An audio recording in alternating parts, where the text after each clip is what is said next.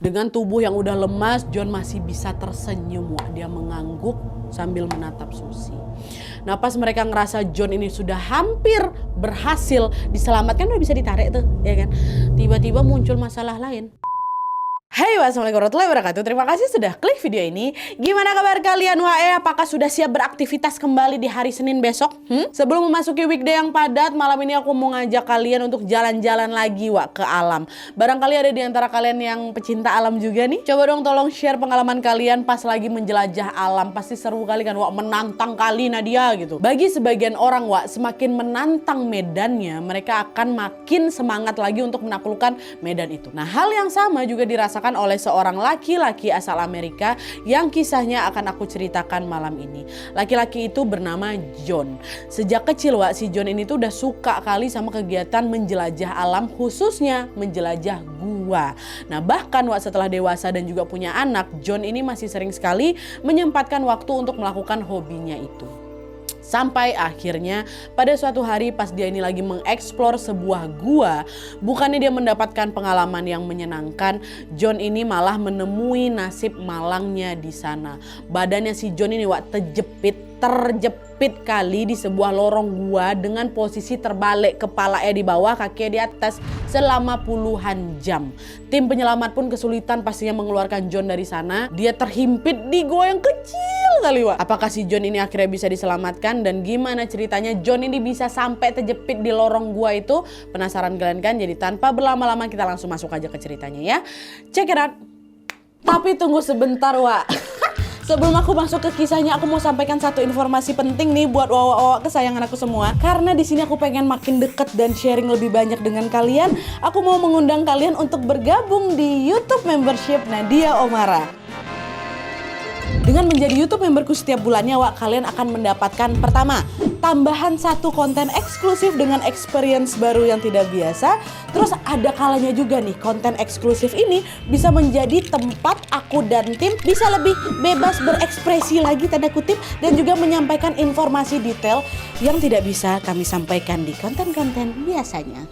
Dan selain itu kalian juga akan mendapatkan badges khusus di samping nama akun YouTube kalian, dan juga nantinya kalian bisa saling komen dengan berbagai emoji khusus khas Nadia Omara Channel. Tapi ini nggak ada paksaan buat kalian yang mau-mau aja. Cara bergabungnya juga gampang sekali kalian tinggal langsung masuk ke halaman channel YouTube Nadia Omara, lalu klik tombol join atau gabung.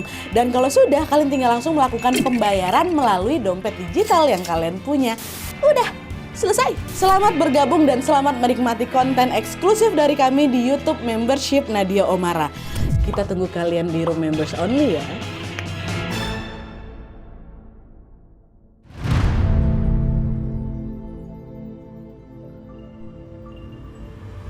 Oke jadi tragedi yang akan aku ceritakan malam ini terjadi di sebuah gua yang bernama Naripadi Nah sebelum aku bercerita lebih jauh lagi mengenai kronologi kejadian John tadi, aku mau bercerita dulu tentang karakteristik dari gua Naripadi ini ya. Nah jadi gua Naripadi ini adalah salah satu gua yang berada di negara bagian Utah, Amerika Serikat.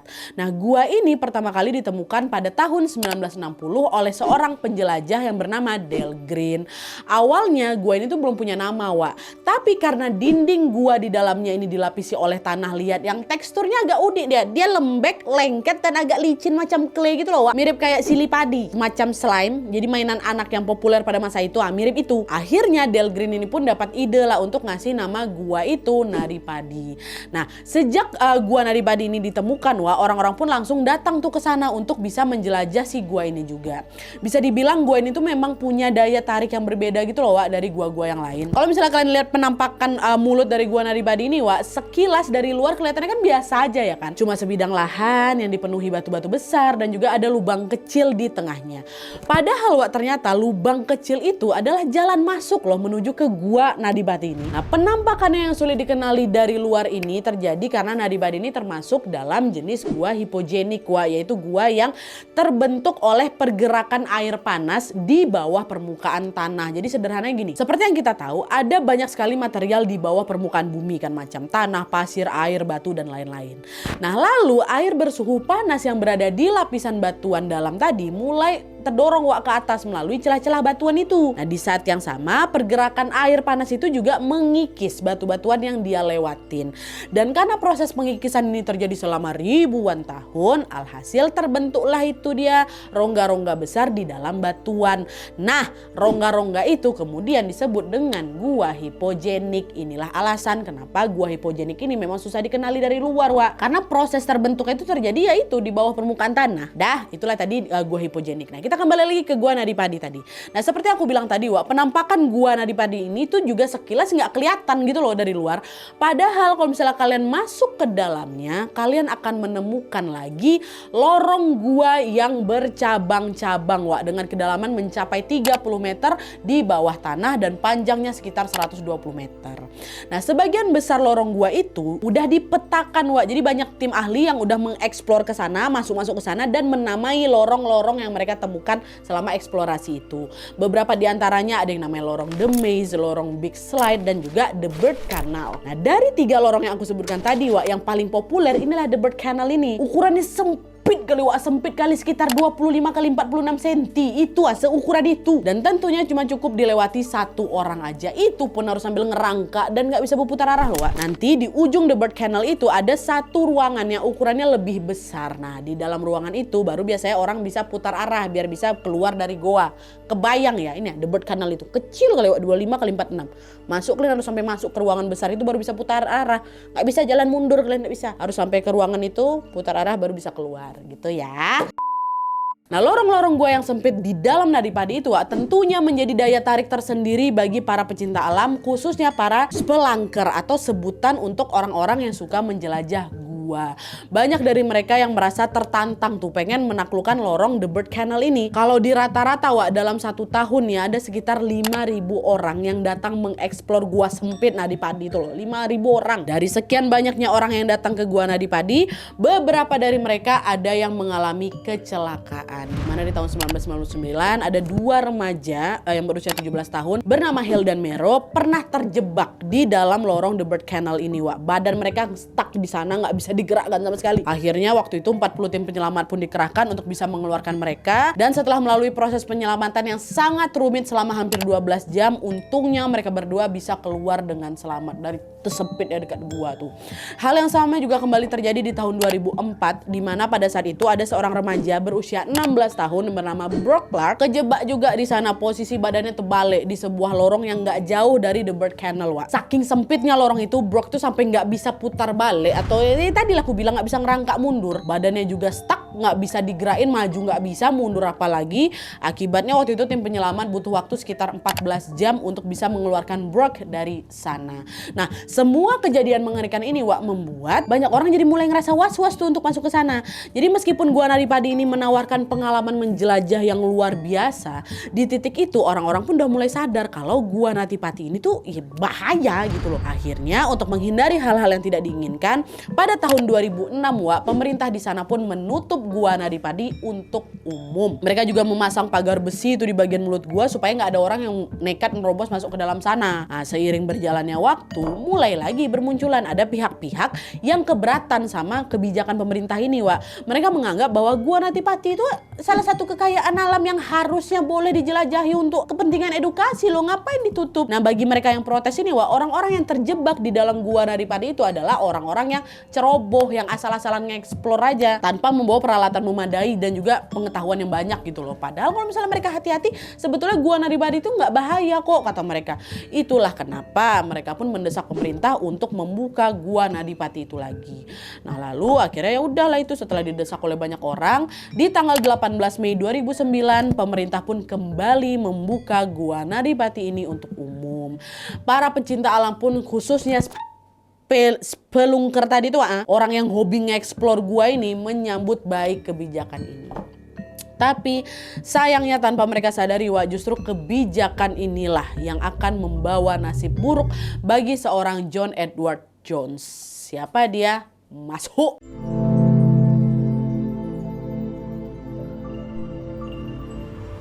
Nah jadi Wak, tragedi mengerikan yang akan aku ceritakan ini menimpa seorang laki-laki yang bernama John Edward Jones Wak. Jadi John ini lahir di Utah, Amerika di tanggal 26 April 83. Ayahnya bernama Leon, ibunya bernama Cheryl Jones, dan dia punya satu adik laki-laki yang bernama Josh. Ya jangan kebalik, abangnya namanya John yang mau kita bahas, adiknya namanya Josh. Oke. Nah, tragedi yang menimpa John ini Wak terjadi di tahun 2009 waktu dia sudah berusia 26 tahun. Pada saat itu John ini lagi menempuh pendidikan kedokteran di University of Virginia. Selain itu, John ini juga sudah punya istri, nama istrinya Emily. Dia juga punya anak perempuan namanya Lizzie, dan pada saat yang sama Wak, Emily ini juga lagi hamil anak kedua di tahun itu ya, yang diketahui berjenis kelamin laki-laki. Nah, kabar kehamilan Emily pun pastinya disambut baik lah itu oleh si John. Gembira juga lah si John, ini udah mau dapat sepasang nih aku gitu. Bahkan dia ini juga gak sabar mau memberitahukan hal ini ke keluarga besarnya yang lain. Akhirnya di bulan November tahun 2009 John pun ngajak Emily istrinya dan juga anak pertamanya Lizzie untuk mudik ke rumah orang tuanya John yang ada di Utah. Nah kebetulan waktu itu perayaan Thanksgiving ini juga akan segera tiba tuh. John sekalian lah kan mau merayakan Thanksgiving bersama keluarga besarnya sambil juga mau ngasih informasi itu gitu lah. Nah dah lah tuh akhirnya singkatnya John dan keluarga pun mengadakan pesta makan malam di rumah keluarganya untuk bisa merayakan Thanksgiving. Waktu itu beberapa kawannya John juga diundang tuh hadir tuh di acara itu. Gak lupa juga di situ John memberitahu bahwa dia dan Emily akan dikaruniai anak kedua, kata dia kayak gitu. Dengar kabar itu, keluarga dan teman-temannya John juga pastinya senang kali gitu loh. Kebahagiaan mereka ini membuat suasana makan malam itu makin terasa hangat kali Wak. Nah, di tengah lagi makan malam itu, salah satu kawannya si John bilang, kalian udah dengar tentang Gua Nadipati belum Wak? Di dekat sini ada loh gua namanya Nadipati. Nah, guanya itu lumayan kecil, terus sempit, tapi bagus sekali buat dieksplor, kata kawannya. Nah dengar itu John pun langsung tertarik Wak. Kenapa? Karena John sebenarnya adalah seorang spelunker, orang yang suka menjelajah gua. Emang itu hobinya. Kesukaan John pada kegiatan eksplorasi gua ini memang sudah bermula sejak dia masih kecil Wak. Dimana pada masa itu dia dan adiknya si Josh tadi sering diajak juga sama orang tua mereka untuk berkegiatan di alam. Dan dari sekian banyaknya kegiatan yang pernah mereka coba, ternyata yang paling mereka suka adalah eksplorasi gua. Jadi keluarga John ini memang pada dasarnya pecinta alam, bukan anak-anaknya aja, mama bapaknya juga suka. Nah kebetulan teman-teman John yang hadir di acara makan malam itu juga pecinta alam. Akhirnya di situ mereka sepakat lah untuk, ayolah weh kalau kayak gitu kita explore aja Gua Nadipati bersama-sama, kata gitu. Dan setuju lah di semua. Orang mereka dasarnya pecinta alam kok. Dapat info itu, yuk lagi pas kali ini waktu John lagi libur gitu-gitu. Nah total waktu itu terkumpul 9 orang Wak yang akan ikut dalam acara explore ini. Mereka adalah teman-teman dan juga keluarganya John, termasuk salah satunya adiknya si John, si Josh gitu ya. Nah lalu mereka pun mendaftar lah itu secara online untuk bisa mendapatkan izin masuk ke Gua Nadipati. Nah setelah proses administrasi selesai, mereka pun dapat jadwal untuk mengeksplor Gua Nadipati ini di tanggal 24 November 2009. Dapat, oke 24 November kita berangkat Wak, kata kayak gitu. Dah, singkatnya hari yang ditunggu-tunggu itu pun tiba Wak. Pada tanggal 24 November 2009 ini John dan juga rombongannya berangkatlah ke Gua Nadipati pada sekitar jam 8 malam. Mereka memang dapat jadwalnya pas malam hari Wak gitu ya. Dan karena suasana di dalam gua pada malam hari itu pasti gelap gulita, gak lupa juga mereka masing-masing pakai headlamp atau lampu yang dipasang di kepala tuh. Udah siap mereka semua kan, apalagi mereka juga spelunker dasarnya kan. Jadi semua persiapan udah lengkap lah gitu. Nah, selama kegiatan berlangsung Wak, John dan juga rombongan terbagi jadi dua. Mereka yang kurang berpengalaman dalam mengeksplorasi gunung disarankan untuk mengeksplorasi area udah kalian yang gampang-gampang aja, medan yang gampang dijangkau lah gitu. Sedangkan mereka yang sudah berpengalaman termasuk John dan juga Josh adiknya memilih untuk terus merangkak ke dalam area gua yang lebih menantang gitu. Nah di situ John tahu kalau salah satu area yang paling menantang dan populer di Gua Nadipati itu adalah lorong apa? The Bird Canal. Ya kan, lorong yang ukuran sempit kali itu yang ada 2 orang terjebak, berapa 3 orang terjebak di sana yang nggak ada space buat putar badan. Dia tahu di situ tuh. Jadi John tahu kalau mereka mau masuk ke dalam, mereka harus terus merangkak sampai ketemu ruangan yang lebih besar di bagian ujung lorong. Baru nanti di sana mereka bisa balik lagi putar badan supaya bisa ngelangkak keluar dari gua The Bird Canal itu. Di situ pikiran John udah tahu tuh. Nah di situ John ngerasa tertantang untuk bisa menaklukkan The Bird Canal. Sebagai orang yang berpengalaman dalam kegiatan eksplorasi gua, si John ini sangat yakin dia bisa melewati lorong sempit itu dan bisa putar balik juga balik ke rumah. Tapi sesampainya di sana tanpa dia duga ternyata dia malah membuat sebuah kesalahan fatal. Jadi kalau misalnya kalian ingat nih Wak ya, di awal tadi kan aku bilang kalau Gua Nadibati ini kan terdiri dari banyak sekali lorong yang bercabang-cabang kan. Begitu juga di bagian The Bird Kennel Wak. Waktu itu Johnny masuk sendirian waktu mau nyusur lorong The Bird Kennel. Sementara keluarga-keluarga yang lain nyebar ke jalur-jalur lain, kan banyak jalur-jalurnya tuh. Kan nggak bisa juga sama-sama, orang itu juga sempit-sempit semua. Jadi udah nyebar lah nih. John sendirian masuk The Bird Kennel. Nah pas John ini ngerangkak sendirian menyusuri lorong The Bird Kennel ini Wak, tanpa sengaja dia belok ke cabang lorong yang salah. Ternyata di The Bird Kennel yang sempit itu ada lorong lagi. Nah lorong yang dimasukin sama si John ini Wak, ini adalah bagian lorong gua di dalam The Bird Kennel yang belum dipetakan. Belum pernah ada yang masuk ke sana. Tapi John malah belok ke sana. Mungkin dia nggak tahu juga kan salah, bukan ke sana, harusnya kok lurus aja kayak gitu. Nah akhirnya John nggak tahu, dia ngerangka aja tuh dia masukin lorong itu kan. Karena dia yakin lorong yang salahnya dia masukin itu bagian dari The Bird Kennel yang di depan nanti akan ada ruangan besar. Dia John masuk, masuk. Semakin dia ngerangkak ke dalam makin was-was dia. Kok makin jauh lorongnya makin sempit nih. Ini benar nggak jalannya? Saking sempitnya lorong itu Wak, John ini sampai harus mengatur nafas sedikit mungkin tuh loh. Kan setiap kali kita tarik nafas kan badan kita ini akan sedikit mengembang ya kan. Nah kalau di situ John ini menghirup nafas terlalu dalam Wak, badannya tuh jadi nggak bisa punya ruang untuk ngembang lagi gitu loh Wak. Jadi badannya jadi kegencet sama dinding gua. Bisa kalian bayangkan sesempit apa gua tuh kan. Sampai bernapas itu nggak bisa, langsung sakit badan tuh. Badan mengembang gara-gara tarik nafas sakit. Jadi John harus bernapas sedikit mungkin. Nah di tengah paniknya John masih berusaha positive thinking. Kan ini katanya di ujung The Bird Kennel ini kan ada ruangan besar yang bisa buat balik badan kan. Berarti ada di depan nih. Aku harus terus maju nih biar aku bisa ketemu ruangan itu. Nanti di sana baru aku putar balik. Dia pikir dia lewat jalan yang benar Wak. Ternyata bukan. Aku mau maju karena nggak ada ruangan itu, salah. Ruangan itu harusnya aku maju. Kayak gitulah. Udahlah kira dengan susah payah lah. John ini terus ngerangkak sampai akhirnya dia ngelihat ada jalan menurun di ujung lorong. Nah John optimis kalau jalan turunan itu akan membawanya ke ruangan yang besar itu loh Wak. Tapi udah John nurun kan. Berarti kan kalau dia nurun kepala ke bawah kan Wak. Waktu John turun ke sana barulah dia sadar kalau itu jalan buntu. Jalan buntu. Berarti apa? John terjebak di sana dengan posisi bagian kepalanya udah di bawah. Kan nurun kan. Kepalanya di bawah, kakinya di atas. John nggak bisa bergerak mundur gara-gara apa? Badannya dia terimpit sama dinding gua sempit di belakangnya. Panik John di situ. Baru dia teriak minta tolong, aku salah jalan. Badanku nggak bisa gerak, tolong. Suara teriakan itu baru didengar sama adiknya si Joshua. Josh yang pada saat itu lagi menyusuri jalur lain langsung rangkak lah kan ngikutin sumber suara itu kayak suara-suara abang aku nih. Lalu pas John tahu kalau abangnya terjebak di sana, kaget lah dia langsung waktu dia tahu John posisinya pasti tersangkut kebalik. Pala John ini pasti di bawah, kakinya pasti di atas. Waktu itu yang bisa Josh lihat itu cuma sepatunya si John aja. Aduh abang aku terbalik kayak gitu. Paling nggak kelihatan orang nyungsep ke dalam lubang kok. Josh berusaha tuh ditarik kakinya si John lagi buat keluar dari sana, tapi sayangnya hasilnya nihil. John masuk juga Wak. John masuk juga kan nyusuri ke apa itu The Bird Kennel itu. Dia nampak kaki abangnya, dia tarik nggak bisa, baru akhirnya dia keluar untuk mencari pertolongan. Dan sesaat kemudian operasi penyelamatan pun dimulai. Wah, aduh makin sesak napas aku nggak di situ aja sesak, apalagi siapa ya.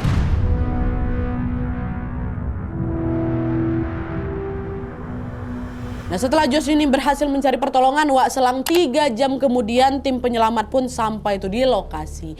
Nggak tanggung-tanggung waktu itu sedikitnya ada 100 orang personel yang dikerahkan untuk menyelamatkan John Wak.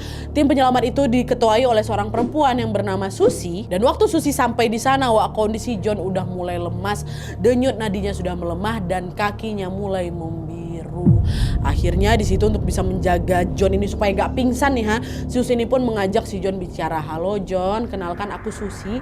Aku dan timku akan segera bawa kamu keluar. Kamu yang sabar ya, kamu tetap harus sadar gitu. John jawab, iya aku senang kali bisa ketemu kamu. Tolong bantu aku keluar dari sini ya Bu Susi ya. Aku betul-betul pengen keluar, kata si John kayak gitu. Nah sambil ngobrol sama John Wak, Susi mulai mempelajari lagi kondisi medan di sana. Hal ini penting dilakukan biar si Susi ini tahu cara apa yang bisa dia pakai untuk menyelamatkan si John.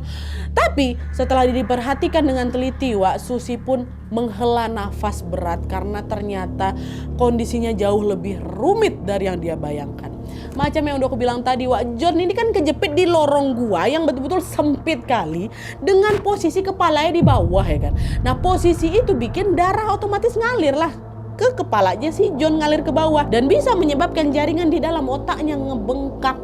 Nah di saat yang sama jantungnya si John ini juga dipaksa bekerja lebih ekstra untuk memompa darah ke bagian tubuh yang lain. Dan gak cuma jantungnya aja Wak, paru-parunya si John ini juga harus bekerja lebih ekstra lagi karena posisi tubuh yang terbalik ini kan bikin si John itu kesulitan napas kan Wak. Kalau misalnya itu dibiarkan terus, lama kelamaan paru-parunya si John itu bisa ngebengkak. Nah situasi inilah yang membuat Susi dan juga timnya harus bergerak lebih cepat lagi. Kalau mereka sampai telat aja dalam menyelamatkan John Wak, bisa-bisa nyawa John lah yang jadi taruhannya.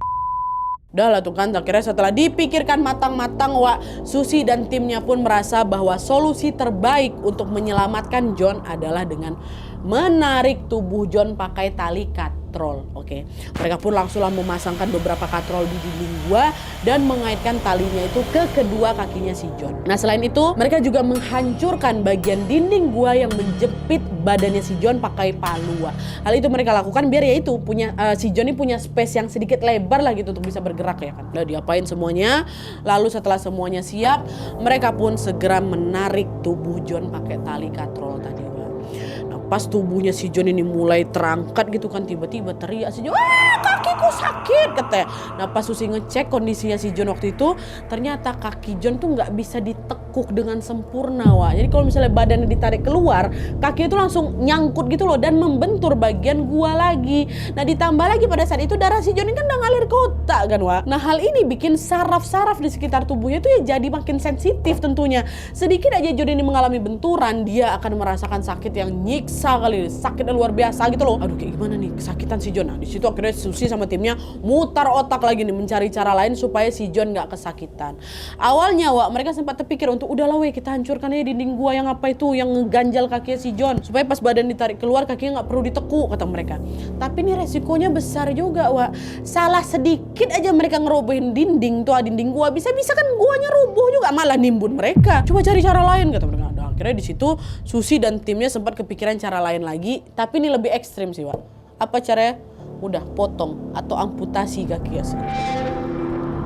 Tapi astagfirullahaladzim, resikonya juga besar kali, sama-sama besarnya Wak. Mereka bingung. John tuh terperangkap di dalam, gimana caranya melakukan prosedur amputasi di celah gua sesempit itu ya kan. Gimana cara ngasih biusnya? Gimana kalau nanti terjadi pendarahan? Dan gimana kalau prosedur ini yang malah ngerenggut nyawanya si John? Nah mempertimbangkan banyaknya kemungkinan buruk tadi, akhirnya ide untuk melakukan amputasi itu dibatalkan. Nggak bisa Wak kayak gitu. Dan karena nggak ada cara lain yang bisa mereka lakukan, akhirnya Susi si pemimpin ini pun bilang ke John, "John, kami akan tetap mencoba menarik badanmu pakai tali katrol sama kayak tadi. Kami tahu ini pasti sakit kali, cuman kau harus kuat ya John ya. Ini nggak ada cara lain," kata. Iya boleh kata si John. Pas tali katrol ditarik lagi, memang betul Wak, lagi-lagi terdengar suara histerisnya si John teriak merintih kesakitan kali. Cuman kali ini John tuh mencoba lebih tegar Wak setelah diingatin lagi memang nggak ada cara lain selain ini gitu kan. Dia berusaha menahan rasa sakitnya dan proses penarikan itu pun terus dilakukan. "Tahan ya John," ya udahlah tidak. Wah, tahan John, aman udahlah. Tarik. Wah, tolong. Perlahan tapi pasti Wak, tubuh John mulai terangkat keluar nih sampai wajahnya bisa terlihat dikit. Bukan wajah sini Wak ya, kan nggak bisa di dalam kan. Ini mungkin bagian kepalanya lah, kepala bukan wajah, kepala udah bisa kelihatan dikit kan. Dan di situ Wak Joni sempat beradu tatap sama Susi. "Kejadiannya nggak enak, kakiku sakit," kata dia kayak gitu. Susi bilang, "Sabar John, sabar, sebentar lagi kok pasti akan keluar," kata si John. Kata si Susi. Dengan tubuh yang udah lemas, John masih bisa tersenyum Wak. Dia mengangguk sambil menatap Susi. Nah pas mereka ngerasa John ini sudah hampir berhasil diselamatkan, udah bisa ditarik tuh ya kan. Tiba-tiba muncul masalah lain. Sebelum tubuhnya si John ini keluar sepenuhnya dari dalam lubang yang salah itu, salah satu katrol yang narik badannya si John copot dari gua. Dinding gua dari padi yang memang diselimuti tanah liat ini Wak, tentunya licin ya kan. Katrol gampang copot. Bahkan katrol yang copot tuh sempat kena kepala salah satu tim penyelamat, usah berdarah kepala orang tuh. Waktu copot terperosok lagi si John dalam lubang. Nah kejadian inilah udah bikin John tuh putus asa Wak. Bahkan pas Susi mencoba memanggil namanya John untuk memastikan kondisi dia baik-baik aja, John udah gak jawab lagi. Nah khawatir terjadi sesuatu, Susi langsung manggil tim medis yang ada di sana untuk memeriksa kondisinya si si John.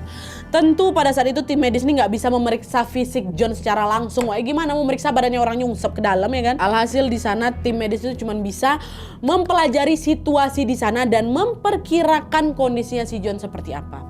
Dari hasil analisanya, analisis tim medis ini, Wak, mereka memperkirakan John ini masih hidup, tapi pasti kondisinya udah lemah sekali. Dan kesadarannya udah bisa mulai hilang muncul, kata tim medis. Nah akhirnya untuk menyemangati John, Wak, Susi pun memberikan sebuah radio yang membuat John ini bisa berkomunikasi sama Emily, istrinya yang dari tadi juga nunggu di luar gua. Di situ Emily bilang, aduh sedih aku bagian sini lah. Kamu sudah berusaha keras sayang, kamu capek ya sekarang kan, pasti capek banget. Udah gak apa-apa, istirahatlah dulu biar kamu punya tenaga untuk berjuang keluar lagi, kata istri kayak gitu. Dengar ucapan istrinya, John nangis di situ, Wak. Aku sayang kamu.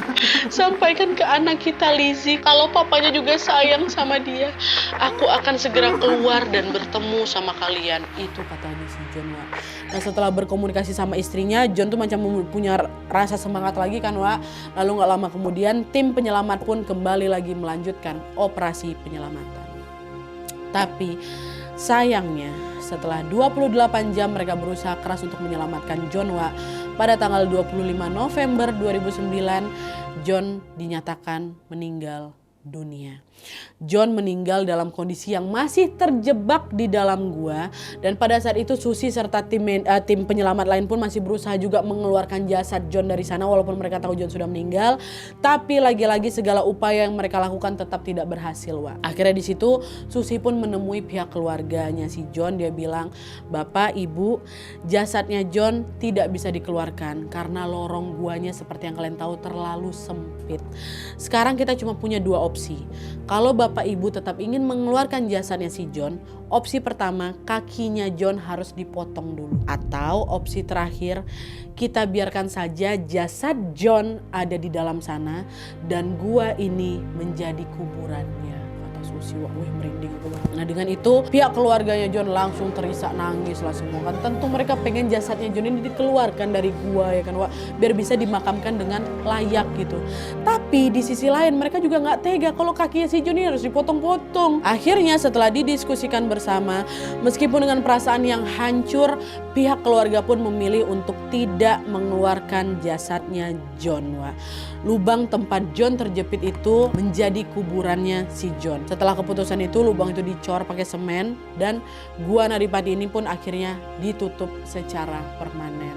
Sebuah batu nisan kemudian dipasang di dekat mulut gua Naripati sebagai pertanda bahwa disitulah tempat John Edward Jones beristirahat untuk selama-lamanya. Dan by the way, untuk informasi tambahan aja nih, Wak, ya, kalau misalnya kalian search di Google soal kasus ini, kemungkinan foto ini yang bakal keluar.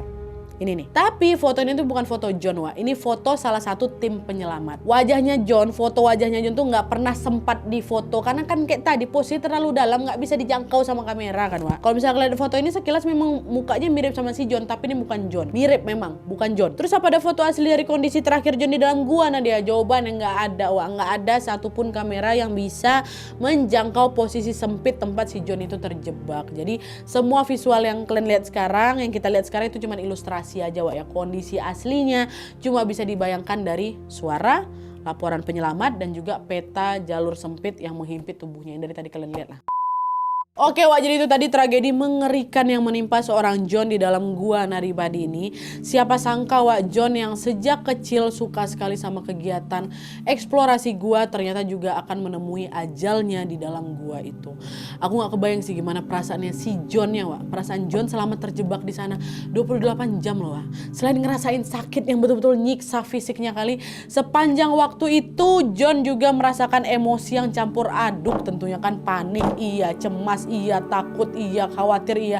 Dari yang awalnya masih ada harapan untuk selamat, sampai akhirnya harapan itu mulai pudar dan John ini ya putus asa. Oh nggak kebayang, Wak, gimana rasanya ya. Belum lagi perasaan keluarga nunggu di luar tuh loh, Wak. Astagfirullahaladzim, istrinya lagi hamil anak kedua pula, anaknya masih kecil satu, si Lizzie itu. Nggak kebayang betapa hancurnya hatinya si istri waktu tahu suaminya nggak bisa diselamatkan, harus ada di situ. Walaupun pada akhirnya John ini harus meninggal dunia di dalam gua Naripati itu, Wak, sebenarnya kisah itu juga punya sisi yang mengharukan. Kalian tahu nggak Wak? Secara medis harusnya dalam kondisi tubuh terbalik, kepala di bawah kaki di atas, manusia tuh cuma bisa bertahan paling lama 9 jam. Tapi yang kalian tahu ajaibnya John itu sanggup bertahan 28 jam. Dan hal ini sempat membuat tim medis terheran-heran di sana. Nah, usut punya usut, pas Josh atau adiknya John ini pertama kali menemukan John terjebak di sana, sebelum Josh keluar mencari pertolongan, Wak, dia itu sempat ngajak John untuk berdoa. Di dalam doa itu John bilang, ya Tuhan, saya minta tolong keluarkan saya dari tempat ini demi istri dan anak-anak saya. Itu doanya. Jadi selama 28 jam sebelum menghembuskan nafas terakhirnya, Wak, John itu betul-betul bertahan ya demi keluarganya gitu loh. Insya Allah. Kita doakan semoga John mendapatkan tempat terbaik di sisi Tuhan dan semoga keluarga yang ditinggalkan diberikan kesabaran dan juga ketabahan. Cerita ini tentunya menjadi reminder lagi buat kita semua untuk selalu berhati-hati dimanapun kita berada, Wak. Alam itu memang sangat menyenangkan. Tapi kalau kita nggak hati-hati, ada kalanya alam ini juga bisa berbahaya. Semoga kita selalu berada dalam lindungan Allah Subhanahu wa taala, Wak, ya. Amin ya robbal alamin. Oke, Wak, jadi sekian dulu videonya. Terima kasih banyak yang sudah menonton. Kalau kalian suka video ini, klik like-nya. Jangan lupa komen di bawah untuk ide dan saran-saran untuk selanjutnya. Jangan lupa nyalain notifikasinya supaya kalian tahu kalau aku upload video baru. And as always, jangan lupa untuk klik tombol subscribe supaya kalian sama-sama tahu informasi menarik dan menegangkan dari channel aku. See you next video, Wak. Bye.